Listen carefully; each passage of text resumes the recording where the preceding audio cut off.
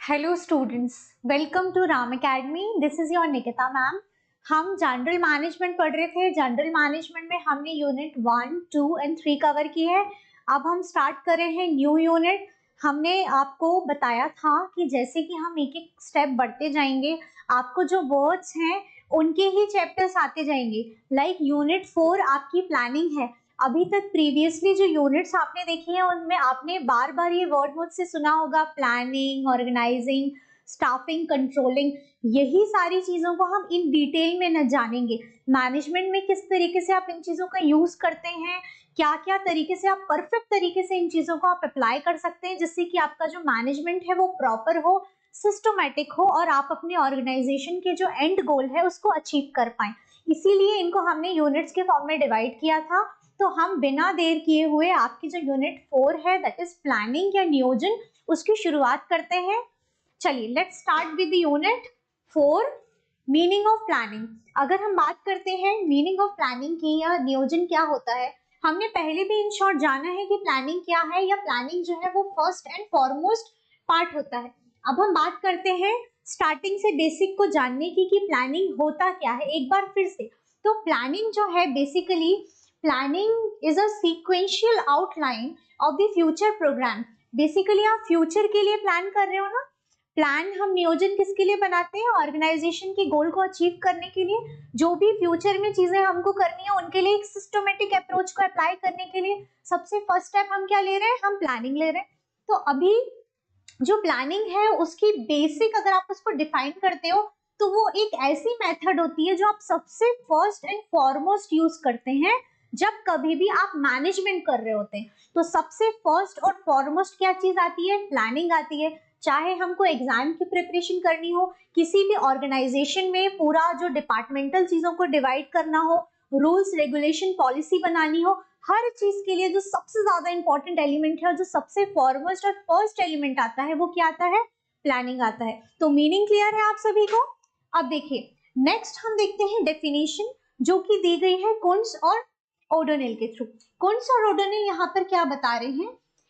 इन्होंने बहुत ही खूबसूरती के साथ बताया है। According to professor Koontz and O'Donnell, इन्होंने बोला है planning is the deciding in the advance. Planning advance में ही डिसाइड कर देता है what to do, how to do it, when to do it and who is to do it. Planning जो है वो एक ब्रिज क्रिएट कर रहा है। Planning bridge the gap between where we are and where we want to go. It is very simple. आपको उन्होंने छोटे छोटे पार्ट्स में तोड़ दिया प्लान को। कैसे उन्होंने ब्रेक किया?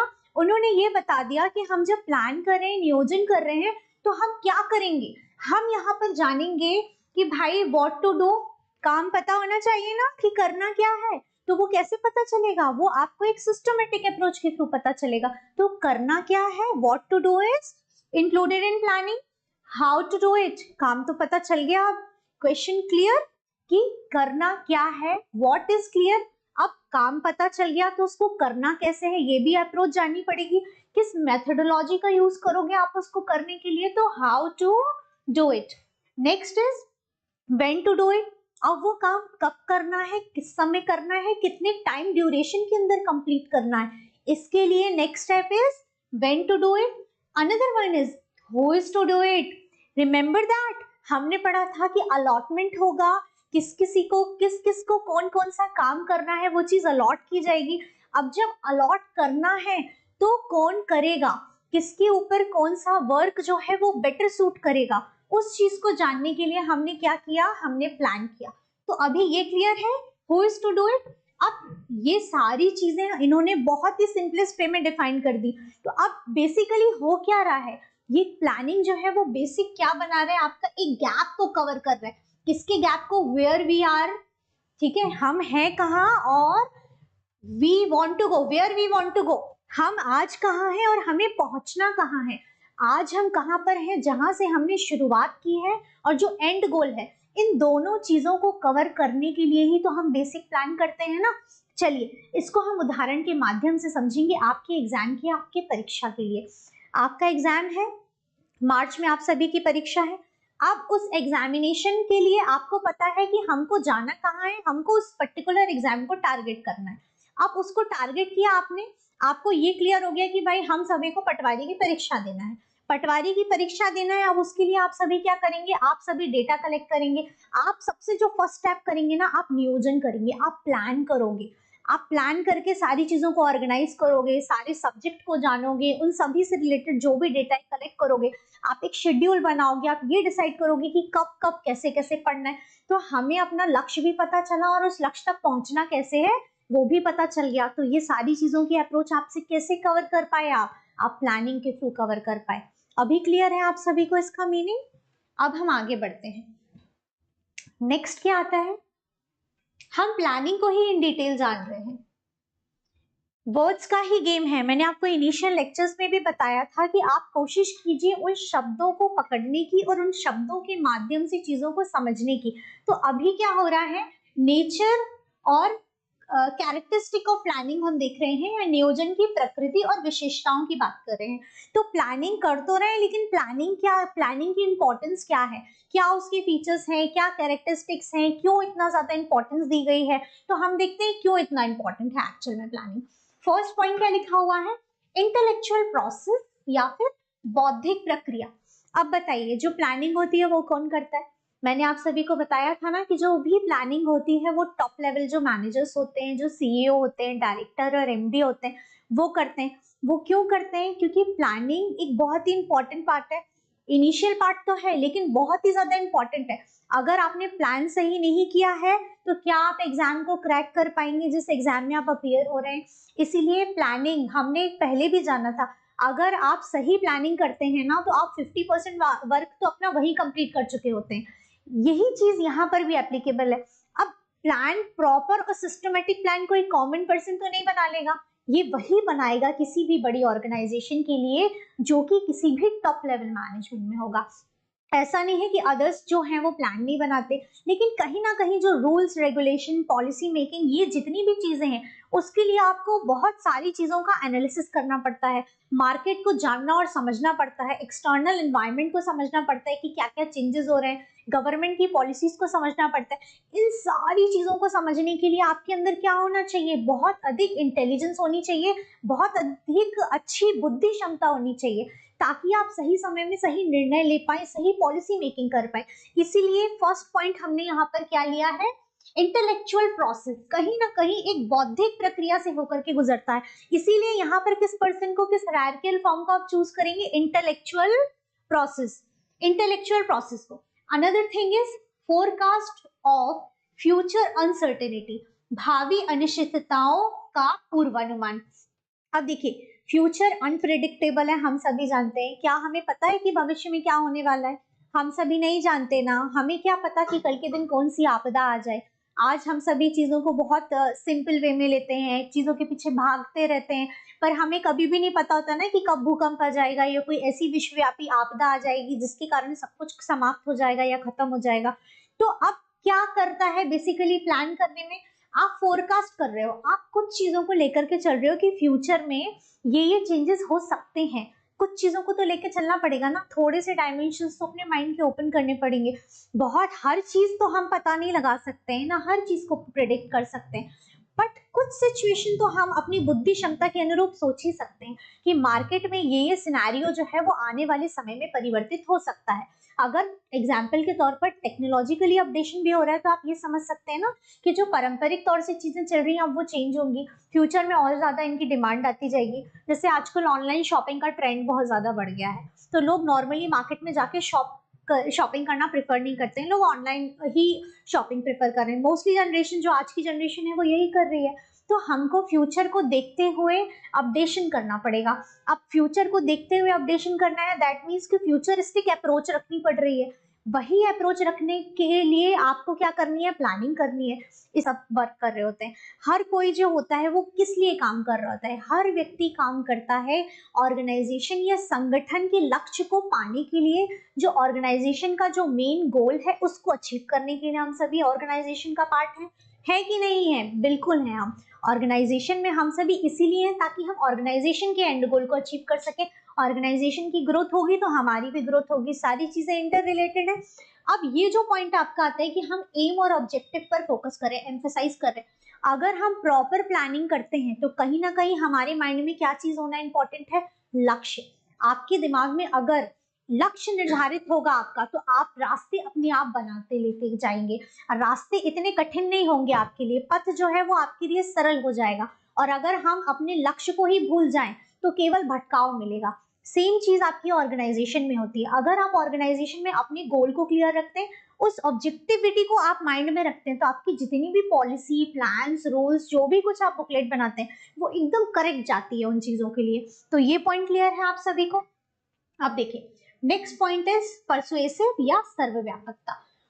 ये तो बहुत ही सिंपल है। हम सभी जानते हैं कि प्लानिंग जो है वो केवल ऐसा नहीं हो रहा है ना कि प्लानिंग एक ही पार्ट में हो रही है या एक पार्ट के लिए प्लानिंग हो रही है। प्लानिंग तो हर किसी के लिए हो रही है। ऑर्गेनाइजेशन के ऑब्जेक्टिव को फुलफिल करने के लिए प्लान जो बनाया जा रहा है वो हर किसी डिपार्टमेंट के लिए बनाया जा रहा है, हर किसी साइट्स को ध्यान में रखते हुए बनाया जा रहा है। तो यहाँ पर बेसिकली क्या हो रहा है? सर्वव्यापकता है। यहाँ पर आप एक्सटर्नल जो एनवायरमेंट है ना उसको भी ध्यान में दे रहे हो और यहाँ पर जो इंटरनल एनवायरमेंट है उसको भी ध्यान में दे रहे हो। एक्सटर्नल एनवायरमेंट पर फोकस कौन कर रहा है? एक्सटर्नल एनवायरमेंट पर फोकस कर रहे हैं जो टॉप लेवल हायरार्कीज में है। टॉप लेवल हायरार्की हमने पढ़ी थी ना। जो टॉप लेवल हायरार्की है वो क्या करेगी? वो फोकस करेगी जो एक्सटर्नली चेंजेस हो रहे हैं, क्योंकि एक्सटर्नली जो चेंजेस हो रहे हैं वो कहीं ना कहीं बड़े और व्यापक रूप में चेंजेस हो रहे हैं। बड़े बड़े चेंजेस क्या हो सकते हैं? जो आउटसाइड फैक्टर्स होते हैं जो कंपनी को इफेक्ट करते हैं वो चीजें। इंटरनली भी बहुत पॉलिटिक्स होती है, इंटरनली भी बहुत सारी चीजें चेंज होती हैं। तो इन दोनों चीजों के कॉम्बिनेशन से ही कहीं ना कहीं प्लानिंग बना रहे हैं। तो हम इतने सारे आयामों को खोल रहे हैं, इतने सारे लोग मिलकर के प्लान कर रहे हैं। प्लानिंग में जो मेन पार्ट है वो प्ले कौन कर रहा है? Top level hierarchy. But it doesn't mean कि लोअर लेवल या मिडिल लेवल उसमें इन्वॉल्व नहीं है। आप सभी बोल रहे होंगे कि मैम ने तो हमें बार बार बताया कि टॉप लेवल 100%। बट आप समझिए आवश्यकता के अनुरूप, क्योंकि अगर हम बहुत बारीकी में जाएंगे, हम इन डीप देखेंगे, तो आप समझिए प्लानिंग हर पल होती है।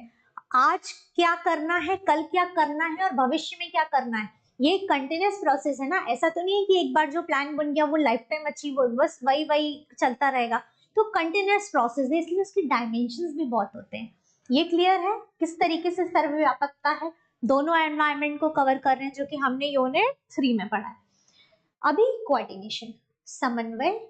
समन्वय और कोऑर्डिनेशन याद है हमने पढ़ा था मैनेजमेंट फंक्शन में, कितना स्पेशल था। इवन हमने कोऑर्डिनेशन की टेक्निक्स को भी देखा। तो कोऑर्डिनेशन तो बहुत ही इंपॉर्टेंट एलिमेंट है।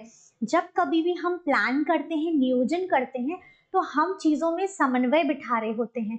हम डिफरेंट डिफरेंट जो डिपार्टमेंट्स होते हैं उनमें समन्वय बिठा रहे होते हैं। अब देखिए वर्ड एक है कोऑर्डिनेशन। अब कोऑर्डिनेशन को हम लोगों के बीच में कोऑर्डिनेशन बिठा रहे हैं, हम डिपार्टमेंट के बीच में कोऑर्डिनेशन बिठा रहे हैं, हम गवर्नमेंट की पॉलिसी को अपनी कंपनी की पॉलिसी से किस तरीके से कोऑर्डिनेशन बिठा करके बैलेंस कर ले जा रहे हैं, ये सारी चीजें आएंगी। कोऑर्डिनेशन का मीनिंग केवल दो लोगों के बीच का कोऑर्डिनेशन ही नहीं होता। कोऑर्डिनेशन जो होता है वो आप आउटसाइड जो एलिमेंट्स, जो फैक्टर्स हैं, जो इंटरनल एलिमेंट्स हैं, उन दोनों के बीच में भी एक सामंजस्य को, एक कोऑर्डिनेशन को बिठाना। जो डिफरेंट डिफरेंट डिपार्टमेंट्स होते हैं, जो अलग अलग विभाग होते हैं, उन सभी विभागों को एक सूत्र में बांधना, ये सारी चीजें आती हैं कोऑर्डिनेशन के अंदर। तो जब आप प्लान करते हो ना तो आप कोशिश करते हो कि लोगों के बीच में डिस्प्यूट ना हो, सारे डिपार्टमेंट सारी चीजें मिल करके काम करें और एक दूसरे के लिए ग्रोथ के लिए हेल्प करें। तो ये पॉइंट क्लियर है आप सभी को? अब आते हैं हम नेक्स्ट पॉइंट पर। अब कंटिन्यूअस प्रोसेस, जैसे कि मैंने आपको अभी थोड़ी देर पहले ही बताया कि प्लानिंग एक बार तो नहीं की जाती। प्लानिंग तो एक कंटिन्यूअस प्रोसेस है, ये सतत चलती रहती है। एक बार हमने प्लान किया पर सर्कमटेंसेस चेंज हुए, सिचुएशन चेंज हुई, मार्केट चेंज हुआ, एनवायरनमेंट चेंज हुआ, ये सारे जो भी चेंजेस होते हैं ना, इसके हिसाब से समय के अनुरूप जब परिवर्तन आता है तो हमें उसे अपनाना पड़ता है। और जब हम परिवर्तन को अपनाते हैं तो फिर हम क्या करेंगे? चीजों में चेंज लेकर के आएंगे। तो लगातार इस चीज को हम मेंटेन रखेंगे, इसलिए ये एक कंटिन्यूअस प्रोसेस है। क्लियर है? फ्लेक्सिबिलिटी। अब फ्लेक्सिबिलिटी क्यों होनी जरूरी है? जब भी आप प्लानिंग करते हैं ना तो उससे एक फ्लेक्सिबिलिटी भी जरूरी है। आप रिजिड प्लानिंग नहीं करेंगे, आप चीजों को ऐसा प्लान करेंगे कि कल के दिन जब कोई परिवर्तन आए, जब कोई जो एक्सटर्नल फैक्टर्स हैं या इंटरनल फैक्टर्स अगर अफेक्ट कर रहे हैं, कुछ ना कुछ अगर परिवर्तन हुआ या सरकार की कुछ स्कीम्स में परिवर्तन हुआ, पॉलिसी में हुआ, या कुछ मार्केट का ट्रेंड चेंज हुआ, तो उन चीजों के हिसाब से हम अपनी ऑर्गेनाइजेशन में भी वो चेंजेस को इजीली मतलब करवा दें, हम इजीली अपनी ऑर्गेनाइजेशन में भी उन चीजों को हम अप्लाई करवा दें। तो इसीलिए आपकी जो प्लानिंग होगी ना वो कभी भी बहुत रिजिड नहीं होगी, आपकी प्लानिंग हमेशा कैसी होगी, फ्लेक्सिबल होगी, जिसको भी समय और सिचुएशन के हिसाब से आप चेंज कर सकें। क्लियर है? अब देखिए next point is primary function of management या प्रबंधन का प्राथमिक कार्य। ये तो हम सभी जानते हैं ना कि प्लानिंग फॉरमोस्ट है, इसको हम बार बार रिपीट कर रहे हैं। प्लानिंग जो होती है वो क्या होती है, प्राथमिक कार्य होता है। सबसे पहले प्लान करते हो, फिर ऑर्गेनाइज करते हो आप चीजों को, फिर प्लानिंग, ऑर्गेनाइजिंग, स्टाफिंग, इस हायरार्की, इस सीरीज को हमने बार बार रिपीट किया है। तो जो फर्स्ट फॉरमोस्ट स्टेप आता है आपका, सबसे प्राथमिक जो चीज होती है वो क्या होती है, प्लानिंग करना या नियोजन करना। ये क्लियर है? Next is deciding about priorities, प्राथमिकताओं का निर्धारण करना। हमेशा जीवन में भी ऐसे होता है ना कि हमको अपनी प्रायोरिटीज को चूज करना पड़ता है। हमारे पास इस एज में बहुत सारे ऑप्शंस होते हैं एंटरटेनमेंट के, बहुत सारे ऑप्शंस होते हैं, लाइक जैसे कि अभी आपके पास क्रिसमस आएगा, न्यू ईयर आएगा, ऑप्शंस होंगे ना पार्टी करने के, एंजॉय करने के, बट आप उस फैक्टर को चूज कर रहे हैं, या फिर आप ये देख रहे हैं कि मार्च में आपका एग्जाम है तो आपको एग्जाम पे फोकस करना है, तो आपको कहीं ना कहीं एडजस्टमेंट भी करने पड़ेंगे, कॉम्प्रोमाइज भी करना पड़ेगा। तो अब वो जब आप डिसीजन लेंगे कि हमको क्या चूज करना है, ठीक है, हम क्या चूज करेंगे और क्या नहीं करेंगे, उस चीज के लिए जो आप काम करते हैं ना, जो आप चूज कर रहे होते हो कहीं ना कहीं उन चीजों के बीच में, वहां पर आप अपनी प्रायोरिटी को चूज कर रहे होते हो। आप देखते हो कि आपके लिए प्रायोरिटी क्या है, आपका लाइफ में आप चाहते क्या है। बेसिकली आप अपनी लाइफ को एंजॉय ही करते रहना चाहते हैं या अपनी लाइफ में कुछ अचीव भी करना चाहते हैं। आपको एग्जाम क्वालिफाई करने के बाद फ्यूचर में चीजों को एंजॉय करना है, या फिर अभी ही चीजों को आप एंजॉय करते जाएंगे और इसी तरीके से आपकी लाइफ चलेगी। इट्स ऑल अबाउट, हर किसी की अपनी अपनी प्रायोरिटी होती है। वैसे ही ऑर्गेनाइजेशन के बीच कुछ प्रायोरिटीज होती हैं जिनको हमको ध्यान में रखना पड़ता है। अब देखिए आगे बढ़ते हैं। Next point is prerequisites of controlling या नियंत्रण से पूर्व की स्थिति। अब देखिए जब कभी भी ऑर्गेनाइजेशन में वर्किंग होती है, वर्किंग होने के बाद धीरे धीरे जब चीजें आगे बढ़ती हैं तो उन पर आप कहीं ना कहीं एक कंट्रोल भी स्टैब्लिश करते हो।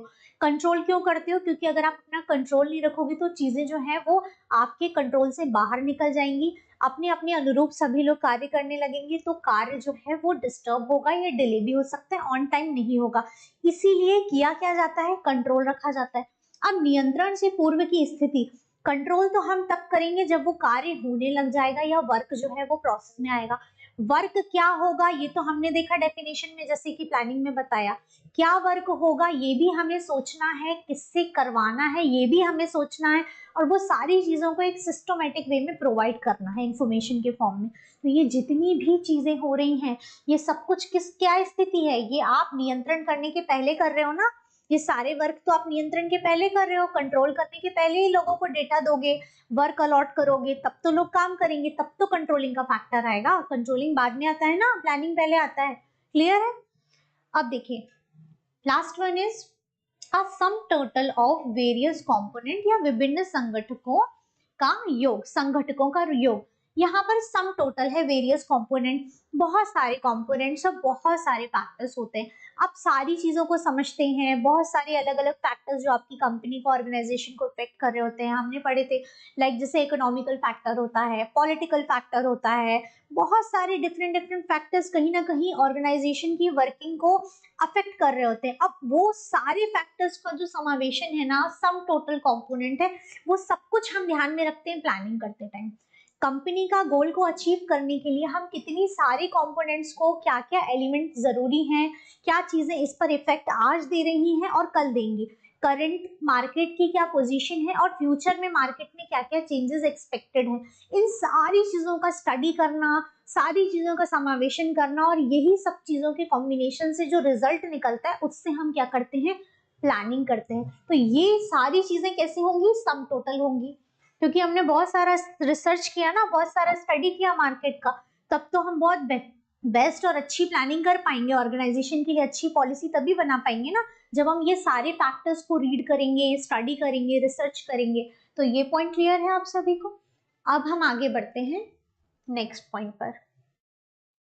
नेक्स्ट यहाँ पर हमने लिया है ऑब्जेक्टिव्स। अब जब हम प्लानिंग कर रहे हैं तो कुछ ना कुछ उद्देश्य लेके कर रहे हैं ना, बिना उद्देश्य के तो कोई कार्य का कोई अर्थ ही नहीं होता। वैसे ही जब हम प्लानिंग कर रहे हैं तो कोई ना कोई हमारा ऑब्जेक्टिविटी है हमारी माइंड में, कोई ना कोई टारगेट है हमारे माइंड में, उस ऑब्जेक्टिविटी को फुलफिल करने के लिए हम प्लानिंग कर रहे हैं। ऑर्गेनाइजेशन के लिए कर रहे हैं ये तो हम सभी जानते हैं, लेकिन किन उद्देश्यों को ध्यान में रखते हुए कर रहे हैं ये जानना आवश्यक है। इसके लिए जो हमने फर्स्ट पॉइंट लिया है वो क्या लिया है, ब्लूप्रिंट ऑफ द फ्यूचर या भावी रूपरेखा। यहाँ पर आप कहीं ना कहीं ब्लूप्रिंट तैयार कर रहे हो फ्यूचर के लिए। प्लानिंग जब हम करते हैं तो हम भविष्य के लिए करते हैं ना। अगर आप प्लान आज बना रहे हो कि ये वर्किंग होगी या 1 मंथ के अंदर इतना टारगेट है, इतने कस्टमर को हमने टारगेट किया है या इतना प्रोडक्शन कराना है, तो वो सारी चीजें आप फ्यूचर में करने वाले हैं, भविष्य में करने वाले हैं। उसका आपने आज डेटा बनाया। आपका एग्जाम मार्च में है तो आप आज उसके लिए ये क्लासेस अटेंड कर रहे हैं, आज इन सब्जेक्ट्स को प्रिपेयर कर रहे हैं, तो आप फ्यूचर में होने वाली चीज के लिए एक ब्लूप्रिंट रेडी कर रहे हैं, अपने नोट्स रेडी कर रहे हैं। समझ पाए आप किस प्रकार से यहाँ पर हम उद्देश्य की पूर्ति के लिए चीजों को कलेक्ट कर रहे हैं, चीजों को यहाँ पर आपको डिलीवर कर रहे हैं। तो कहीं ना कहीं क्या कर रहे हो आप, ब्लूप्रिंट तैयार कर रहे हो फ्यूचर के लिए। अब नेक्स्ट इज परफॉर्मिंग फोरकास्ट या पूर्वानुमान करना। परफॉर्मिंग फोरकास्ट या पूर्वानुमान करना, प्लानिंग में हमने बार बार यही देखा, फ्यूचर में क्या होगा वो चीजें हम नहीं जानते। फ्यूचर अनप्रिडिक्टेबल है, मैं बार बार यही बोलती हूँ, फ्यूचर इज अनप्रिडिक्टेबल, अनसर्टेनिटी है, हमें नहीं पता कि कल क्या होने वाला है। पर फिर भी कुछ आयाम तो होते हैं ना जो हम सोच सकते हैं, अपनी बुद्धिमत्ता से कुछ फैक्टर्स को तो हम लेके चलते हैं। जैसे सामान्य तौर पर अगर मैं सामान्य जीवन की बात करूं तो सामान्य जीवन में क्या होता है, सामान्य जीवन में यही होता है ना कि लोग क्या करते हैं कि इंश्योरेंस कराते हैं। हर किसी को पता है कि एक ना एक दिन ऐसा आएगा जब कभी ना कभी स्वास्थ्य में कोई समस्या आ सकती है या किसी के जीवन में भी कोई ना कोई ऐसी समस्या आ सकती है, तो लोग क्या करते हैं, हेल्थ इंश्योरेंस लेते हैं, लाइफ इंश्योरेंस लेते हैं। तो कल जो घटना हो सकती है जिसका हमें समय भी नहीं पता कि कब होगी, पर फिर भी उससे हम सिक्योर्ड रहे, हमारी फैमिली सिक्योर्ड रहे, इसके लिए क्या करते हैं, आप इंश्योरेंस लेते हैं। वैसे ही हमें फ्यूचर तो नहीं पता, लेकिन फिर भी हम उसकी फोरकास्ट करने के लिए क्या कर रहे हैं, प्लानिंग कर रहे हैं। अभी next point is optimum distribution of resources या संसाधनों का अनुकूलतम वितरण। हर ऑर्गेनाइजेशन का ये मोटिव होता है कि जो भी रिसोर्सेज हैं हम उनका ऑप्टिमम यूटिलाइजेशन करें। देखिए हम सभी जानते हैं ना कि रिसोर्सेज स्कार्स रिसोर्सेज हैं, सो रिसोर्सेज तो लिमिटेड है, अनलिमिटेड तो रिसोर्सेज नहीं है, रिसोर्सेज लिमिटेड है, पॉपुलेशन बढ़ती जा रही है डे बाय डे, तो जितनी लिमिटेड चीजें हैं उनका हम बेस्ट यूज कैसे कर पाएंगे। इसीलिए तो हम मैनेजमेंट पढ़ रहे हैं, मैनेजमेंट को हम पढ़ के यही सीख रहे हैं कि लिमिटेड चीजों में भी आप बेस्ट कैसे कर सकते हो। जैसे घर पे मदर होती हैं, समटाइम्स बहुत ही लिमिटेड इंग्रेडिएंट्स, समटाइम्स क्या, आप कोविड का एग्जांपल लीजिए, कोविड में बहुत लिमिटेड चीजें मिल रही थी हमें, ग्रोसरी भी लिमिटेड थी, वेजिटेबल्स भी लिमिटेड थे। लिमिटेड आइटम्स होने के बाद भी कितनी tasty tasty different different dishes बना करके प्रोवाइड करी जा रही थी हमको अलग अलग। जो लिमिटेड रिसोर्सेज हैं उनका भी किस तरीके से बेस्ट टू बेस्ट यूज कर सकते हैं हम, सेम चीज ऑर्गेनाइजेशन करती है, जो भी उसके पास रिसोर्सेज है ना उनका यूज करके वो हमको बेस्ट रिजल्ट देने की कोशिश करती है। तो हम प्लानिंग के थ्रू उन रिसोर्सेज को सिस्टमेटिकली अरेंज कर देते हैं कि इतने रिसोर्सेज हैं और अब इन रिसोर्सेज का कैसे बेस्ट यूज करके अपने कस्टमर का सेटिस्फैक्शन कर सके। कस्टमर सेटिस्फैक्शन होगा तो कहीं ना कहीं ऑर्गेनाइजेशन की ग्रोथ होगी। इसीलिए ये वाला जो पॉइंट है ये सब आप सभी को क्लियर है। इसीलिए यहाँ पर बोला गया है कि संसाधनों का अनुकूलतम भुगतान कर रहे हैं, जो भी संसाधन है उसका हम बेस्ट टू बेस्ट भुगतान कर रहे हैं, बेस्ट टू बेस्ट वे में प्रोवाइड कर रहे हैं। अब देखिए नेक्स्ट पॉइंट क्या बोलता है, establishing coordination with external environment. कहीं ना कहीं जो बाह्य वातावरण है उससे सामंजस्य बिठा रहे हैं। अभी हमने एक वर्ड पढ़ा था ना, कोऑर्डिनेशन। मैंने आपको क्या बताया, कोऑर्डिनेशन केवल लोगों के बीच में ही नहीं, ऑर्गेनाइजेशन के इंटरनल एनवायरनमेंट में, एक्सटर्नल एनवायरनमेंट में बहुत सारे फैक्टर्स ऑर्गेनाइजेशन को अफेक्ट कर रहे होते हैं। अब वो सारे जो एलिमेंट्स हैं, जो सारे एनवायरमेंटल इफेक्ट्स हैं, वो हमारे ऑर्गेनाइजेशन को अफेक्ट करेंगे, ऑर्गेनाइजेशन की वर्किंग में अंतर आएगा। अब ये जो चीजें हैं, इन सारे आयामों को आप सोच पाएंगे, समझ पाएंगे अगर आप प्रॉपर मैनेजमेंट स्टडी करेंगे। अगर हम प्रॉपर मैनेजमेंट स्टडी नहीं करेंगे तो हमारे क्या ये सारे डायमेंशंस ओपन होंगे? नहीं होंगे। ऑर्गेनाइजेशन में भी क्या होता है कि एक्सटर्नल एनवायरनमेंट का स्टडी करना पड़ता है। अगर आप देखोगे कि बाह्य वातावरण में क्या क्या परिवर्तन आ रहा है, तो आप समझ पाएंगे कि हमको भविष्य के लिए क्या परिवर्तन करने अपनी ऑर्गेनाइजेशन में। अगर टेक्नोलॉजिकली अपडेशन हो रहा है, मार्केट में वो चीजें ट्रेंडिंग है, और अगर हमने अडॉप्ट नहीं करी तो क्या हो जाएगा? कहीं ना कहीं हमारा बिजनेस डाउन हो जाएगा, हमारी ऑर्गेनाइजेशन जो है वो लॉन्ग टर्म के लिए सस्टेन नहीं कर पाएगी। आप सभी को याद होगा, मैंने एग्जाम्पल दिया था नोकिया का। नोकिया ने किस तरीके से एंड्रॉइड सिस्टम को एक्सेप्ट नहीं किया, और जो अनदर कंपनीज थी उन्होंने एंड्रॉइड सिस्टम को एक्सेप्ट किया, तो फ्यूचर में रिजल्ट क्या आया? बाकी की कंपनीज जो थी वो आगे निकल गई और जो नोकिया था वो पीछे रह गया। यही चीज होती है, जो भी एक्सटर्नल एनवायरनमेंट में जो भी नया चेंज आ रहा है उसको आपको अडॉप्ट करना ही पड़ता है। अगर आप नहीं करेंगे आप पीछे रह जाएंगे। एग्जाम्पल के तौर पर, अगर जनरल मैनेजमेंट की क्लासेस आपको ऑनलाइन मिल रही हैं, अगर आप इसे पढ़ लेंगे तो आप अपने सब्जेक्ट को कवर कर पाएंगे, और आप सिर्फ डाउनलोड कर करके रखेंगे फ्यूचर के लिए तो हो पाएगा। अगर आप सोचेंगे कि ऑफलाइन क्लास ही मिलेगी हमको, हम तभी पढ़ेंगे, तो क्या हो पाएगा? इसीलिए जो भी नया चेंज आया है उसको, उसके लिए अडेप्टेबिलिटी लेके आइए अपने अंदर, एक्सेप्टेंस लेके आइए। तो जो एक्सटर्नली चेंज हो रहे हैं हम उनको भी ध्यान में रखते हैं। ये पॉइंट में आप सभी को क्लियर है? किस तरीके से जो बाहर चीजें हो रही हैं उनको हम अपने अंदर परिवर्तन ला रहे हैं, तो हम कहीं ना कहीं बाहर की चीजों से अपने आप को कोऑर्डिनेशन बिठा रहे हैं, हम सामंजस्य बिठा रहे हैं उन चीजों के साथ। क्लियर है ये पॉइंट आप सभी को? अब हम आगे आते हैं। Helpful in other managerial function, या अन्य प्रबंधकीय कार्यों में सहायक होना। Helpful in other managerial function, managerial function तो बहुत सारे होते हैं, number of functions are there. वो सारे फंक्शंस का जो बेस है वो क्या है? सारे जितने भी फंक्शन है, आप ऑर्गेनाइजिंग, स्टाफिंग, कंट्रोलिंग, डायरेक्टिंग, आप जो भी चीजें करेंगे, सारी चीजों को करने के लिए बेसिक एलिमेंट उन सभी का बेस क्या होगा? उन सभी का बेस होगा प्लानिंग। क्योंकि जब हम प्लान कर लेंगे तो हमारे पास ऑर्डर्स होंगे, हमारे पास डेटा होगा आगे डिलीवर करने के लिए, तभी आप बाकी के वर्क को रन करवा पाएंगे, बाकी की चीजों को आप तभी करवा पाएंगे। तो हेल्पफुल होता है ना मैनेजरियल फंक्शन में प्लानिंग, कहीं ना कहीं। लास्ट पॉइंट क्या है? हेल्दी कंपटीशन या स्वस्थ प्रतिस्पर्धा। अगर हम अच्छा प्लान करते हैं तो जो कंपटीशन है वो भी हेल्दी क्रिएट होता है, उतना कॉम्प्लेक्सिटी नहीं रहती, क्योंकि हमने खुद को अपडेटेड किया, हमने बहुत अच्छी प्लान पॉलिसी बनाई मार्केट के ट्रेंड को समझते हुए।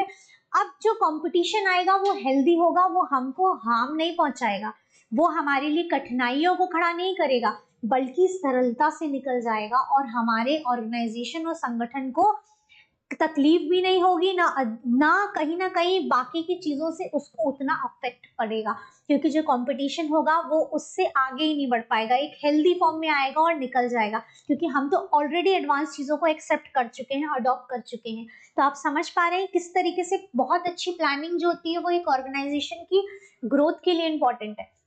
अब देखिए, इन्हीं चीजों को समझने के लिए हम यहाँ पर आगे का टॉपिक जानते हैं, जिसमें कि हमने अभी तक बेसिक तो जाना कि प्लानिंग क्या होता है, क्या उसकी विशेषताएं हैं, क्या फीचर्स हैं, किस प्रकार से उपयोग कर रहे हैं, किस प्रकार से काम करता है, लेकिन उसका महत्व क्या है हम उसे भी जान लेते हैं। अब नियोजन का महत्व, फर्स्ट पॉइंट आपको यहाँ पर दिया गया है, facing future uncertainty and change.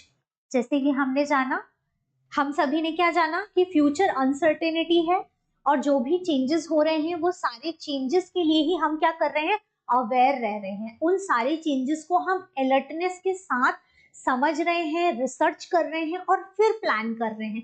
Planning देखने के लिए बहुत छोटा पार्ट है, लेकिन प्लानिंग अपने आप में बहुत महत्वपूर्ण है, इसीलिए बोला जाता है कि ये प्राथमिक चीज है। और अगर आपने प्रॉपर और अच्छी प्लानिंग की तो 50% काम आपका वहीं डन हो जाता है।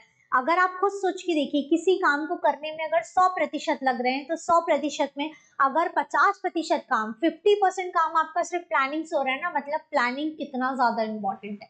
तो अब आप समझ पाए, भावी जो अनिश्चितताएं हैं और जो परिवर्तन है उनका सामना करने के लिए हम तैयार हो जाते हैं। कहीं ना कहीं हम अपनी पॉलिसी को, प्लान को इतने अच्छे से बनाते हैं कि जो फ्यूचर में जब चैलेंजेस आते हैं, इश्यूज आते हैं ना, वो चीजें हमारे लिए इतनी बड़ी बात नहीं रह जाती, क्योंकि हमने मार्केट का एनालिसिस करने के बाद एक अच्छा प्लान बनाया है, हमने सारी चीजों को समझने के बाद प्लानिंग की है, नियोजन किया है। तो जब हमने नियोजन ही इतने अच्छे तरीके से किया है, परफेक्शन के साथ किया है, तो जब फ्यूचर में चैलेंजेस आएंगे, इश्यूज आएंगे, प्रॉब्लम्स आएंगे, तो हमारे लिए बड़ी बात नहीं होगी। अब देखिए नेक्स्ट टॉपिक आपका आता है, next option is making the organisation efficient. Organisation को प्रभावी बनाना। बेसिक जो गोल है, जो मोटिव है, वो ऑर्गेनाइजेशन के गोल को अचीव करना है। उस गोल को अचीव करने के लिए हम क्या करेंगे, हम ऑर्गेनाइजेशन के कहीं ना कहीं जो ऑर्गेनाइजेशन है उसको और ज्यादा इफेक्टिव बनाएंगे। अगर हम अच्छा प्लान करते हैं, अच्छा प्लान करेंगे तो हमारी वर्किंग अच्छी होगी, वर्किंग अच्छी होगी तो उस चीज का रिजल्ट अच्छा आएगा, रिजल्ट अच्छा आएगा तो ऑर्गेनाइजेशन की ग्रोथ होगी। यही चीज यहाँ पर बताई जा रही है कि एक अच्छी प्लानिंग ऑर्गेनाइजेशन की ग्रोथ के लिए कितनी इंपॉर्टेंट है। वैसे ही जब आप संगठन को प्रभावी बनाएंगे तो उसको प्रभावी बनाने के लिए आप प्लान अच्छा करेंगे, और प्लान अच्छा होगा तो कहीं ना कहीं ऑर्गेनाइजेशन की ग्रोथ जो है वो कैसी हो जाएगी, निश्चित हो जाएगी कि ऑर्गेनाइजेशन हमारा आगे अच्छा बढ़ेगा ही बढ़ेगा, रुकेगा नहीं और लॉन्ग टर्म तक चलेगा। एस्टेब्लिशिंग यूनिटी एंड कोऑर्डिनेशन, एकता एवं समन्वय स्थापित करना। अब यहाँ पर बेसिकली हमने जैसे बार बार जाना कि कोऑर्डिनेशन, अब चूंकि प्लान आप अच्छा बना रहे हैं ना, आप सारे डायमेंशंस को ओपन करके देख रहे हैं, हर फैक्टर्स को आप एनालिसिस कर रहे हैं, जब आप इतनी सारी चीजों को ध्यान में रखेंगे ना, तो आप क्या करेंगे, यूनिटी पे काम करेंगे और कोऑर्डिनेशन पर। बहुत अच्छा समावेशन हो जाएगा लोगों के बीच में, क्योंकि हमने जब प्लान किया तो हमने क्या किया, एक्सटर्नल इंटरनल एनवायरनमेंट दोनों को कवर किया, दोनों में हमने हर डिपार्टमेंट्स को कवर किया, हर मेंबर्स, हर किसी के विषय में हमने विचार किया, और उन चीजों के बाद फिर हमने प्लान किया। तो जब हमने इतनी सारी वर्किंग के बाद प्लान किया है ना, तो वो हमको बहुत ज्यादा हेल्प करेगा लोगों के बीच में कोऑर्डिनेशन बनाने में, क्योंकि जब आपने प्लानिंग की तो आपने एक प्रॉपर डेटाबेस बना लिया है कि किस तरीके से चीजें होंगी। जब आपके पास डेटाबेस होगा ना, तो जो सीनियर लीडर्स होंगे या जो टीम लीड्स होंगे उनके पास प्रॉपर सिस्टमेटिक डेटा है, तो वो इजीली अपने एम्प्लॉयज को कन्वे कर पाएंगे कि आपको ये सारी वर्किंग करनी है और इतने इतने ड्यूरेशन में करनी है। विजन की क्लैरिटी होगी ना बेटा, विजन आप सभी का क्लियर हो जाएगा, जब विजन क्लियर हो जाएगा तो आपको अधिक कठिनाई नहीं जाएगी। यही हमने इस पॉइंट के माध्यम से बताया है। अगला है इकोनॉमिक या मितव्ययता। अब इकोनॉमिकली कैसे हेल्प करता है, जस्ट बिकॉज हमारा प्लान सिस्टमेटिक है तो हमें पता होगा कि फाइनेंशियली हमको फ्यूचर में क्या चैलेंजेस आ सकते हैं, उन सभी फैक्टर्स को ध्यान में रखा होगा हमने। प्लान प्रॉपर है हमारा, तो हमने क्या किया होगा, हमने इकोनॉमिकली चीजों को भी डिवाइड किया होगा कि किसको किस तरीके से हमको अलॉटमेंट करना है, हर किसी की सैलरी, बोनस, वेजेस, सारे फैक्टर्स को हमने बहुत अच्छे से एनालाइज किया होगा। क्या क्या प्रॉब्लम्स, डिफिकल्टीज आ सकती हैं, उनके लिए भी हमने बैकअप में कुछ ना कुछ कैपिटल, कुछ ना कुछ जो अमाउंट है वो बना के रखा होगा। तो हमने मॉनेटरी टर्म्स में भी सारी चीजों को प्रॉपर डिवाइड किया होगा। तो अब जब हमने इतनी खूबसूरती से चीजों को डिवाइड किया है, प्लान किया है, तो क्या मार्केट में जब कभी भी बहुत सारी डिफिकल्टी अगर आती है इकोनॉमिकली, तो आपके बिजनेस को इफेक्ट होगा? नहीं होगा, अगर आपने प्रॉपर प्लान करके अपना बैकअप रेडी रखा है। जिन लोगों ने अपना बैकअप रेडी रखा था कोविड के टाइम पे, कोरोना के टाइम पे, जिनके पास वो बैंक बैलेंस मेंटेन था, उन लोगों ने उतनी कहीं ना कहीं कठिनाइयों का सामना नहीं किया, क्योंकि उनके पास फाइनेंशियल स्टेबिलिटी थी। बट जिन लोगों ने अपना bank balance maintain, backup maintain नहीं किया हुआ था, उन लोगों ने बहुत अधिक संघर्ष किया है कोरोना के दौर में, क्योंकि सभी के काम, बिजनेस, सारी चीजें बिखर चुकी थी, सारी चीजें बंद हो चुकी थी। तो उन लोगों ने बहुत ही मुश्किल से अपना जो रोजमर्रा का जीवन भी है उसका बहुत मुश्किल से गुजारा किया है। इसीलिए बैकअप भी बना के रखना पड़ता है और सोचना पड़ता है। आज की जो जनरेशन है वो कहीं ना कहीं SIPs में इन्वेस्ट करती है या हेल्थ इंश्योरेंस पर, इन चीज़ों पे क्यों इतना ध्यान दे रही है, क्योंकि उन्होंने अपने जो पेरेंट्स हैं, जो इनके एंसेस्टर्स हैं, उन्होंने जहाँ पर जो जो गलतियाँ उन्होंने अपने सामने देखी या कुछ अच्छी टीचिंग्स देखी, जो भी चीज़ें उन्होंने सीखी, वो अपनी लाइफ में उन गलतियों को नहीं करना चाहते, और अगर उन्होंने कुछ अच्छा किया है तो उन चीज़ों को हम अप्लाई कर देना चाहते हैं। इसीलिए प्रॉपर प्लानिंग जरूरी है इन मॉनिटरी टर्म्स ऑल्सो। तो इकोनॉमिकली भी जब चैलेंजेस आएंगे तो आप उसको इजीली क्रॉस कर जाओगे, अगर आपने प्रॉपर परफेक्ट डिसीजंस लिए हैं इनिशियल प्लानिंग टाइम में। नेक्स्ट पॉइंट आपका आता है creating the feeling of consciousness in the workers. कर्मचारियों में कर्तव्य निष्ठा की भावना जागृत करना। जो एम्प्लॉयज होते हैं ना, एम्प्लॉयज कंटिन्यूसली वर्किंग करते करते कहीं ना कहीं बोर्डम फील करने लगते हैं, या कहीं ना कहीं एक रूटीन में आ जाता है ना, तो बस उनको लगता है कि इतना ही कार्य है जो हमको करना है। लेकिन लगातार, हम सभी ने जाना था ना कि लगातार एक मोटिवेशन की जरूरत पड़ती है काम करने में।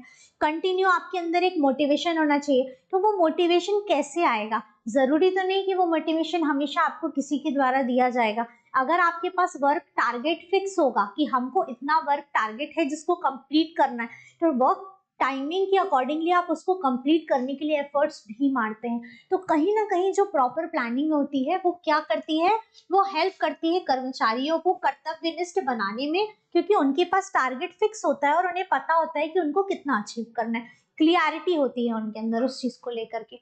नेक्स्ट पॉइंट आपका आता है helpful in accomplishment of the other managerial function, या फिर प्रबंधन के अन्य कार्यों के संपादन में योगदान। जैसे कि हमने पहले देखा, सेम वही पॉइंट यहाँ पर है, मैनेजरियल फंक्शन में हेल्प करना, number of functions are there, सारे फंक्शन को एग्जीक्यूशन करने के लिए एक बेसिक हमको डेटा चाहिए। वो बेसिक डेटा क्या हमारे पास? प्लानिंग है। क्लियर है? Increase in self confidence and motivation, आत्मविश्वास एवं अभिप्रेरणा में वृद्धि। जब आपका विजन क्लियर होगा, आपको पता होगा कि आपको क्या करना है, तो क्या डिफिकल्टी जाएगी? कई बार क्या होता है कि पता ही नहीं होता है कि काम क्या करना है, तो लोग अपना टाइम वेस्ट करके यहाँ वहां घूमते रहते हैं। पर अगर उनको अलॉट कर दिया जाए, उनको बता दिया जाए कि आपको ये काम कंप्लीट करना है, तो वो उस काम को जल्दी से जल्दी कंप्लीट कर देते हैं। होती है ना ये चीज। यही चीज जो प्लानिंग हम करते हैं ना, प्लानिंग में जस्ट बिकॉज बेसिक चीज आप क्या करते हो, पॉलिसी मेकिंग करते हो, आप रूल्स रेगुलेशन बनाते हो। तो जब हम पॉलिसी बना रहे हैं, रूल्स रेगुलेशन बना रहे हैं, वर्क अलॉटमेंट कर रहे हैं, तो वो सारी चीजें जो है ना वो हेल्प कर देती है हमको सिस्टमेटिक वर्क करने में, जिससे लोगों का कॉन्फिडेंस भी बढ़ेगा, क्योंकि उनको क्लियरिटी है तो वो अपना काम भी कर पाएंगे, उनका आत्मविश्वास भी प्रबल रहेगा, क्योंकि वो सिस्टमेटिक टाइम पे अपनी काम, क्योंकि काम पता होना जरूरी है ना, पता ही नहीं होगा तो कैसे करोगे। और अगर आपको पता चल गया है तो आप उस चीज को कर पाएंगे, और जब आप अच्छा काम करते हैं तो आपका जो आत्मविश्वास है वो ऑटोमेटिकली बढ़ने लगता है, सेल्फ कॉन्फिडेंस बूस्ट होता है ना। और जब सेल्फ कॉन्फिडेंस अच्छा है, अच्छी वर्किंग चल रही है, तो सेल्फ मोटिवेशन भी आ जाएगा, तो मोटिवेशन भी कहीं ना कहीं आपका बना रहता है। Next option is optimum utilisation of resources, या संसाधनों का अधिकतम उपयोग करना। जैसे हमने प्रीवियसली भी जाना कि जो भी अवेलेबल रिसोर्सेज है, रिसोर्सेज लिमिटेड है, उनका हम बेस्ट कैसे यूज कर सकते हैं। तो लिमिटेड रिसोर्सेज को भी बेस्ट टू बेस्ट यूज करने के लिए प्रॉपर प्लान होना जरूरी है। अब देखिए next point is increase in competitiveness, या प्रतिस्पर्धा शक्ति में वृद्धि। कहीं ना कहीं क्या होता है, एक जो प्रॉपर और अच्छी प्लानिंग होती है वो आपका एक हेल्दी, हमने देखा था ना, हेल्दी कंपटीशन जनरेट करती है। ऐसा जटिल और कठिन कंपटीशन नहीं आएगा जिसको कि आप फेस नहीं कर पाएंगे, और वो आपके लिए कभी भी हर्डल नहीं बनेगा आपकी ऑर्गेनाइजेशन ग्रोथ के लिए। एक अच्छे रूप में ही आप उस चीज को कर पाएंगे। तो कंपटीशन बढ़ने का अर्थ हमेशा नेगेटिव नहीं है, कंपटीशन बढ़ना इट्स गुड। अगर आप सक्सेस ही नहीं हो रहे हो, आप कुछ आगे नहीं बढ़ रहे हो, तो आपसे ना जलने वाले लोग होंगे, ना प्रतिस्पर्धा करने वाले होंगे, ना कंपटीशन करने वाले लोग होंगे। तो आप सभी को क्लियर है? अब हम आते हैं लास्ट पॉइंट पर, कंटिन्यूअस डेवलपमेंट एंड इम्प्रूवमेंट, या निरंतर विकास एवं सुधार। जब भी हम प्लानिंग करते हैं, जस्ट बिकॉज प्लानिंग फिक्स्ड नहीं है एक बार, वो एक कंटिन्यूअस प्रोसेस है।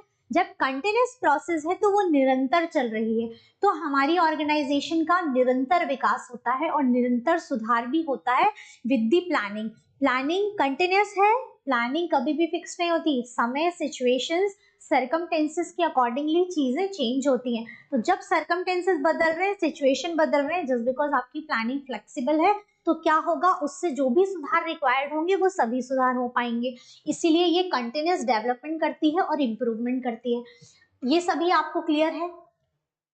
अब देखिए, हमने अभी जो भी चीजें पढ़ी, प्लानिंग एक सिंपल वर्ड है, लेकिन उस वर्ड के कितने सारे डायमेंशंस हो सकते हैं, हमने इनको जाना।